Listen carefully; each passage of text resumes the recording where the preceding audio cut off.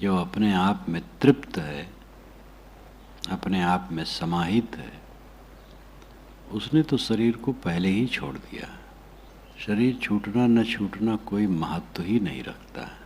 ये अभ्यास जिसका प्रबल होता है उसका भय मिट जाता है। जीवन की ये सर्वोच्च स्थिति है। इस चीज को साधारण आदमी नहीं समझ सकता, उसको ये सब बेकार लगेगी। और साधारण क्या, बहुत पढ़े लिखे लोग नहीं समझ सकते हैं, जिनकी उधर अभिरुचि ही नहीं है, बाहरी घुड़दौड़ में मन उत्वेगित है, बहुत राग रंग है, बहुत कुछ पाने भोगने की लालसा है, वो इस बात को नहीं समझ सकते। जिसे आत्मज्ञान है, शरीर की नश्वरता जो निरंतर देखता है और सब कुछ की क्षणभंगुरता, परिवर्तनशीलता निरंतर दृष्टि में रखता है और अंतिम स्थिति का अभ्यास करता है, उसका तो ये उपभोग है। सब उपभोग का खात्मा ही सच्चा उपभोग है। पूर्ण संतोष, आत्मतृप्त।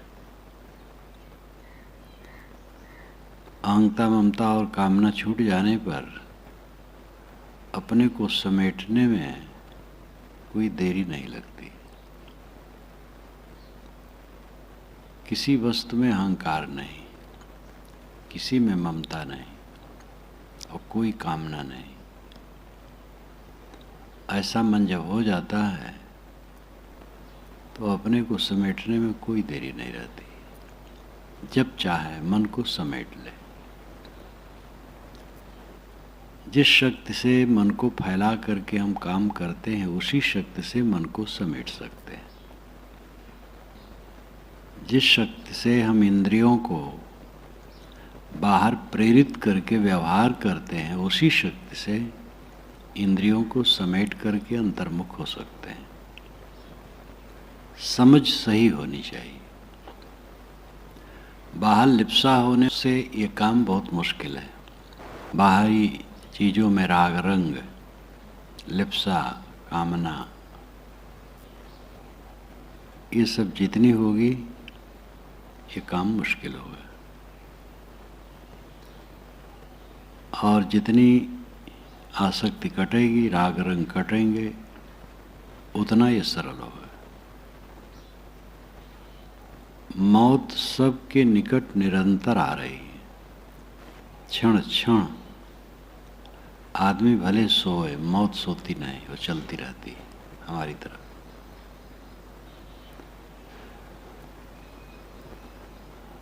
मौत का ग्रास हर देहधारी है,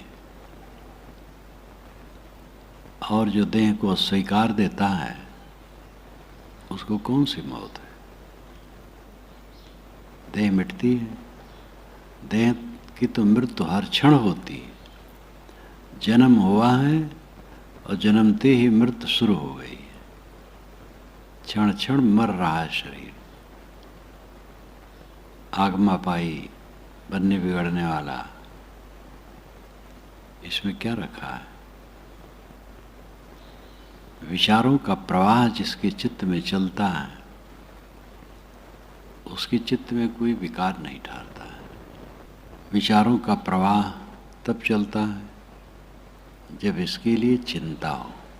निश्चिंतता के लिए चिंता, एक ही चिंता कि चित्त निश्चिंत रहे। बाकी तो व्यवहार है।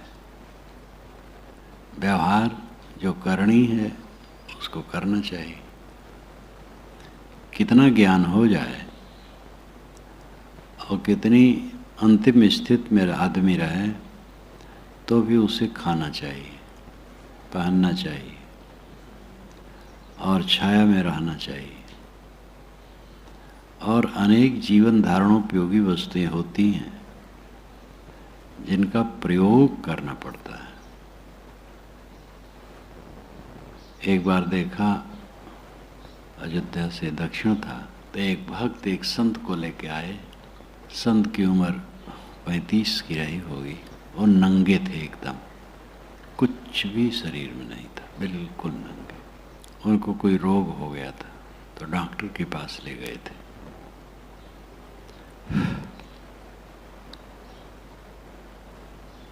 एकदम नंगे थे और शांत भी थे, कुछ बोल नहीं रहे थे। अब नंगा होना न होना अच्छा है बुरा है वो बात अलग है, उनकी मनसा थी, वैसे थे, नंगे थे। लेकिन अब शरीर में रोग हो गया तो डॉक्टर के पास भगत ले गए, चिकित्सा करवाए होंगे, कुछ करवाए होंगे, क्या हुआ आगे तो पता नहीं लगा। शरीर ऐसा है कि शरीर को धारण करने के लिए, इसको निभाने के लिए जो इसके लिए उपयोगी वस्तुएं होती हैं, न्यूनतम उसकी आवश्यकता होती है और सहयोग की आवश्यकता होती है। एक दूसरे के सहयोग बिना जीवन चलता नहीं।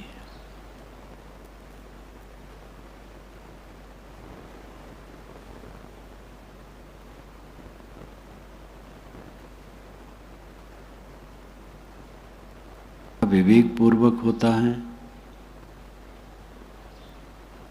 उसका व्यवहार कल्याण में सहायक होता है, और जिसका व्यवहार विवेक पूर्वक नहीं होता है उसका व्यवहार नुकसान करने वाला होता है। चाबी एक तरफ घुमाई जाती है तो ताला बंद होता है, दूसरी तरफ घुमाई जाती है तो ताला खुलता है। चाबी वही है, ताला वही है।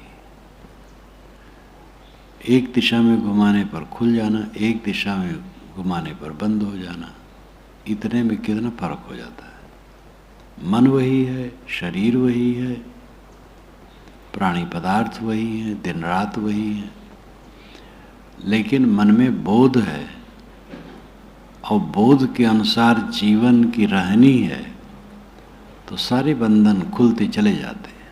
और बोध नहीं है, समझ नहीं है, समझ है लेकिन रहनी नहीं है तो नए नए बंधन बंधते चले जाते हैं। ये जीवन ऐसा है कि या तो बंधन बनेंगे या तो बंधन खुलेंगे, दो में से एक काम होगा।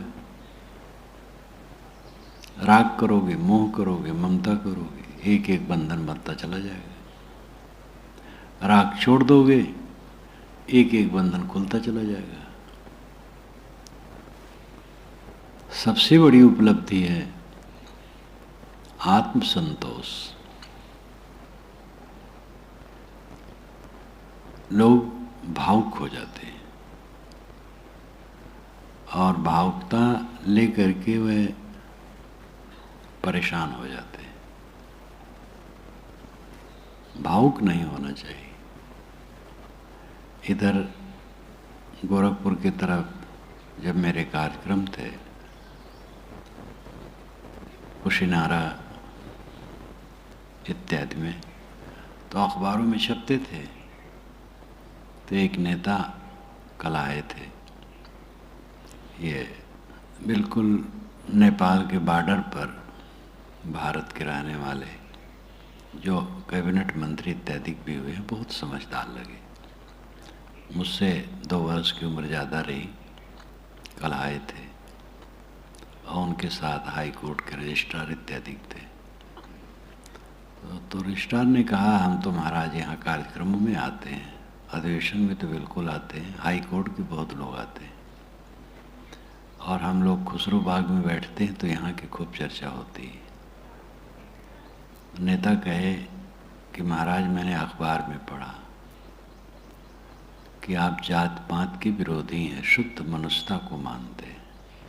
मैं बहुत खुश हुआ तो मिलने आया हूँ। और क्या और संतों को मिला करके अभियान जोर से किया जा सकता है कि नहीं? हिंदुस्तान के लोग सब बहुत बट गए हैं, बहुत समझदार लगे। कहे पाकिस्तान बनना कोई बुरा नहीं हुआ है, ठीक है, लेकिन जरूरी यह है कि जो भारत में हैं वे कैसे रहें। मैंने कहा कि पहले से काफ़ी सुधार हुआ है। उन्होंने कहा छुआछूत तो घटी है लेकिन जात मजबूत हो रही है। तो रजिस्ट्रार ने कहा ये तो राजनेताओं गड़बड़ी है, यही फैला रहे हैं। जो मुझे उत्तर देना था उन्होंने उत्तर दिया। तो उन्होंने महसूस किया ठीक आप कहते हैं। बहुत भावुक थे वो इसके विषय में, समझदार गंभीर, लेकिन ये कैसे बहुत जल्दी बदल जाए। मैंने कहा अपने को मैं तो यही विश्वास रखता हूँ कि मैं अपना मन ऐसा रखता हूँ, मैं जाति नहीं मानता हूँ, वर्ण नहीं मानता हूँ, मनुष्य मानता हूँ। सब मनुष्य ब्राह्मण है, उनमें ब्रह्मत्व का उद्घाटन होना चाहिए अगर ब्राह्मण शब्द कहा जाए तो, नहीं तो मनुष्य का भी है, सब मनुष्य है। और छुआछूत आचार विचार को लेके है। मैंने कहा कि मेरे भंडार में कोई ब्राह्मण नामधारी भी नहीं घुस सकता है प्रशिक्षण हुए बिना, और पूरी शिक्षा होनी चाहिए स्वच्छता के लिए, लेकिन जाति से कोई मतलब नहीं है।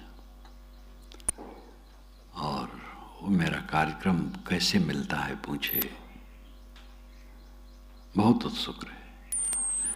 और ये ऐसा ना हो कि भारत का विनाश हो जाए थोड़े दिन में, हमके घबराओ ना, विनाश उनाश कुछ नहीं होगा। अनादि काल से संसार चल रहा है, अनंत काल तक चलता रहेगा। हिंदू समाज के विचारों की उदारता का जोड़ा पूरी दुनिया में कहीं नहीं, ये बिल्कुल पक्की बात है। लेकिन इसका जो व्यवहारिक पक्ष है वो बड़ा कंजूस रहा है। अब उसमें उदारता आ रही है, लेकिन राजनेता लोग गड़बड़ा रहे हैं। ये जातिवादी भावना उभाड़ करके वोट की इच्छा रखते हैं, इसलिए नुकसान कर रहे हैं।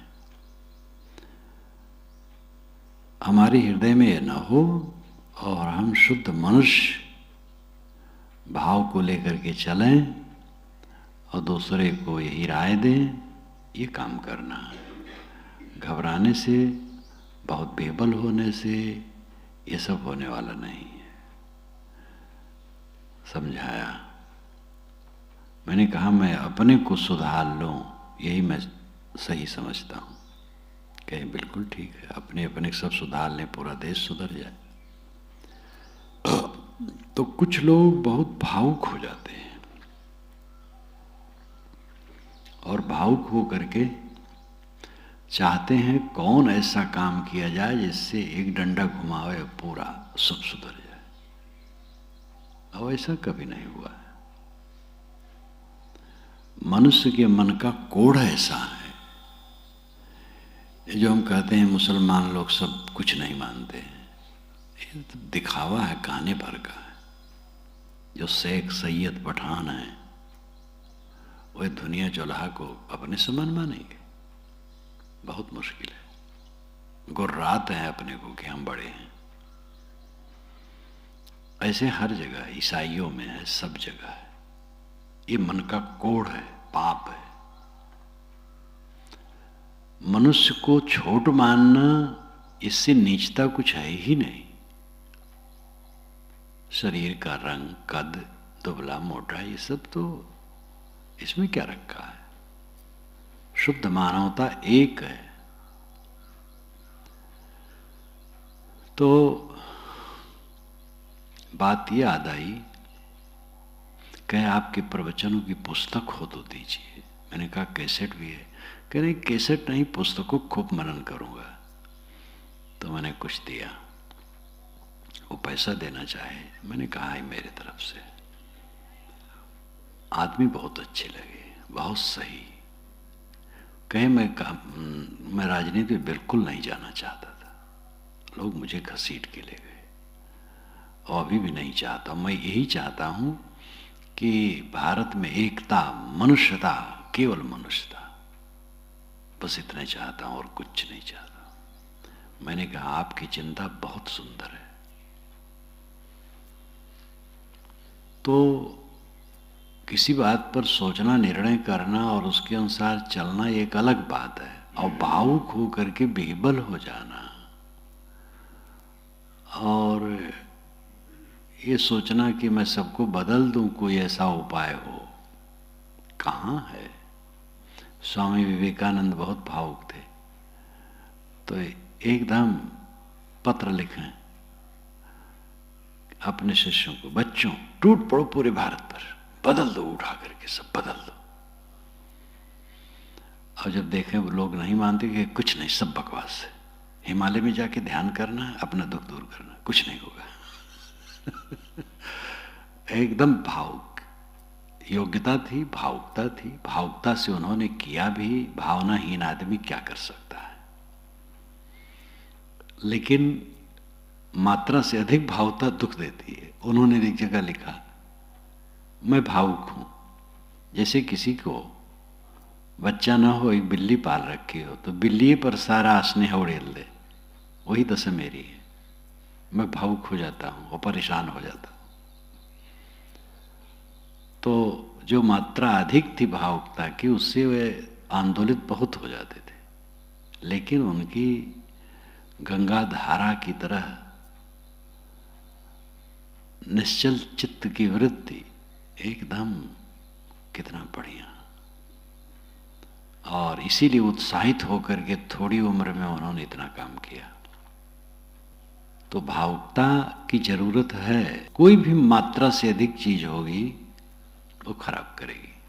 जिससे स्वयं उद्वेलित हो जाए वो भावुकता नहीं चाहिए, उस पर संयम चाहिए। तो काम करना, सेवा करना, हित सोचना, हित करना, ये तो बहुत जरूरी है। इतना बड़ा संसार है, सबके सहयोग से हमारा जीवन चलता है, हमारे जीवन का कल्याण होता है। इसलिए हमें भी कुछ ऐसा करना चाहिए जिससे दूसरे का हित हो। सेवा परायण सबको सब समय रहना चाहिए। लेकिन वो भजन याद करना चाहिए, दुख में मत घबराना बंदे, यह जग दुख का मेला है। चाहे भीड़ बहुत, अंबर पर उड़ना तुम्हें अकेला है। ऐ बंदे, दुख में घबराना नहीं, ये संसार दुख का मेला है। चाहे भीड़ बहुत, चाहे हमारे इर्द गिर्द बहुत भीड़ हो जाए, बहुत अनुगामी, बहुत प्रेमी, बहुत सब, लेकिन अंबर पर उड़ना अकेला ही है। अंबर नाम आकाश, आकाश पर अकेले ही उड़ना है। पति पत्नी दोनों होते हैं, पत्नी मर गई, 30 वर्ष के बाद पति मरा।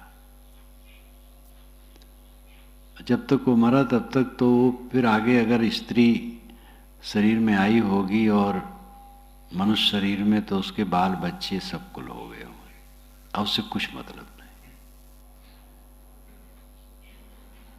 भाई बंधु सब, मित्र गोष्ठी एक एक छूटते चले जाते हैं।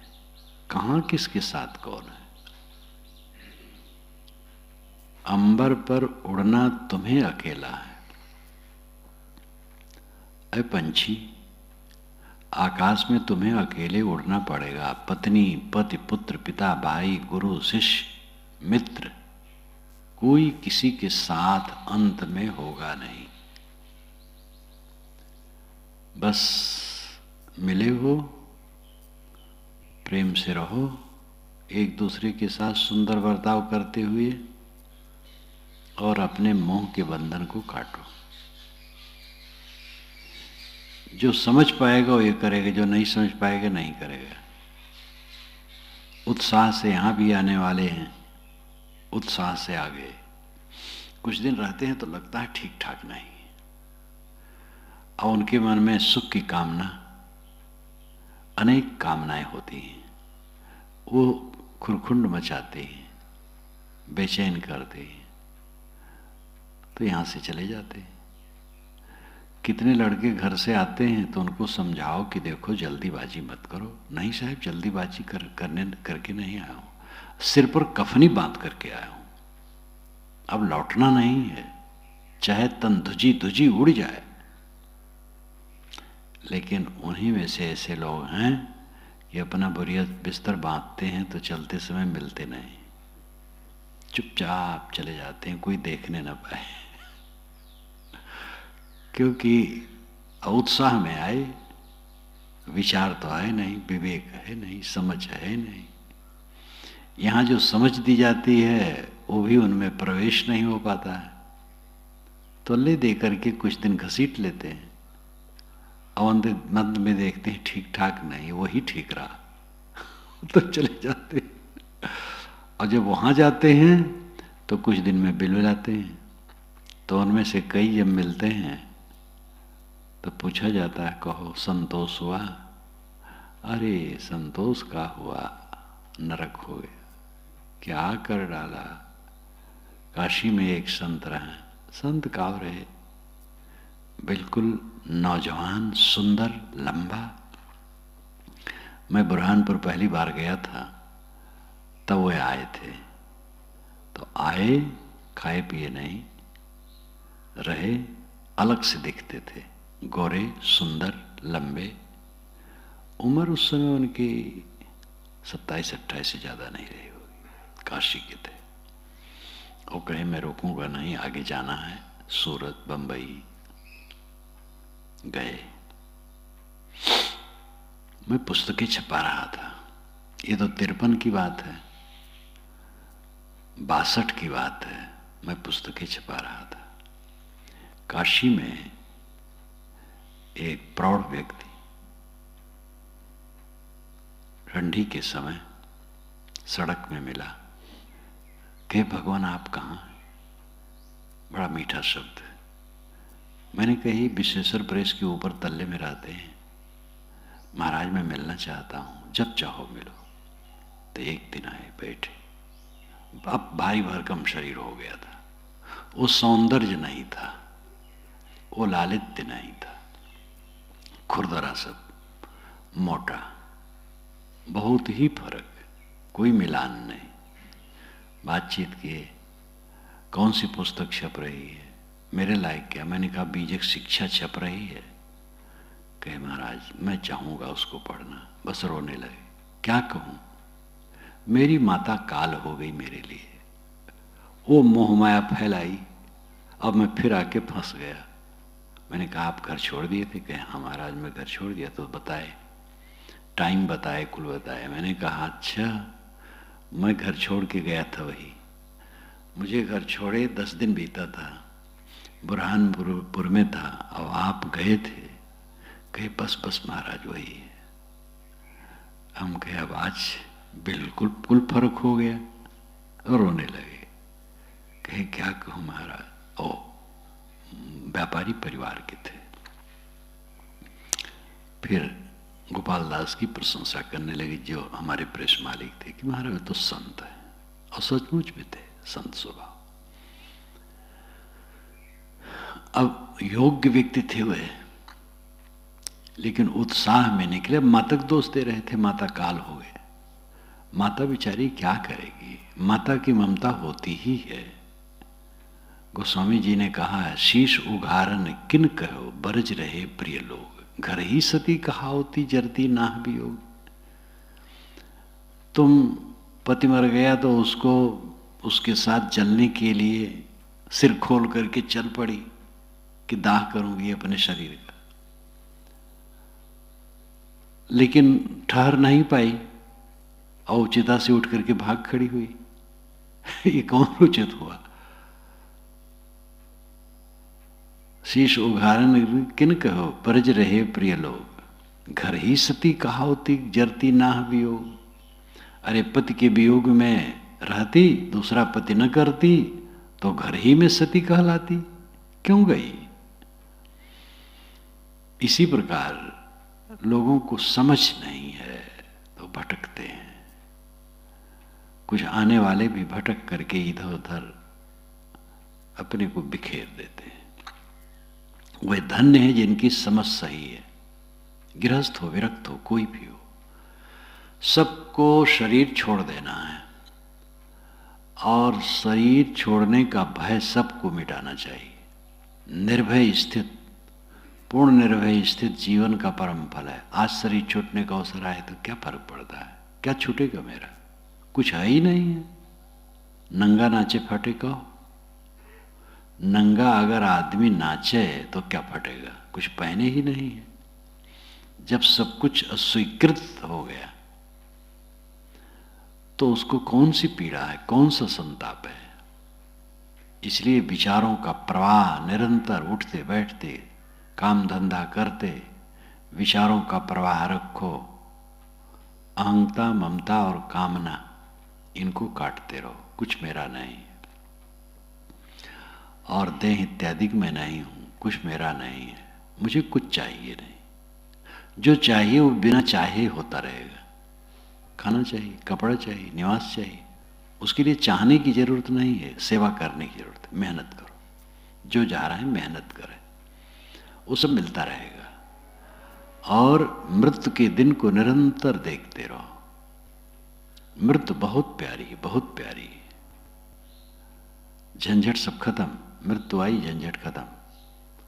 मृत्यु के पहले मृत्यु जिसने स्वीकार लिया, मन को समेट लिया, एकदम बटोर लिया, कौन सी तकलीफ उसको है? निर्भयता जीवन का सबसे बड़ा सुख है, सबसे बड़ी उपलब्धि है। और निर्भय आदमी होता है अहंता, ममता और कामना को त्यागने पर। और इसके साथ दूसरा पक्ष शरीर का है, उसके लिए सेवा, सद्भाव, सुंदर बर्ताव सबके साथ करते चलो। और अहंता, ममता, कामना को जीत करके निर्भय स्थित में विराजो।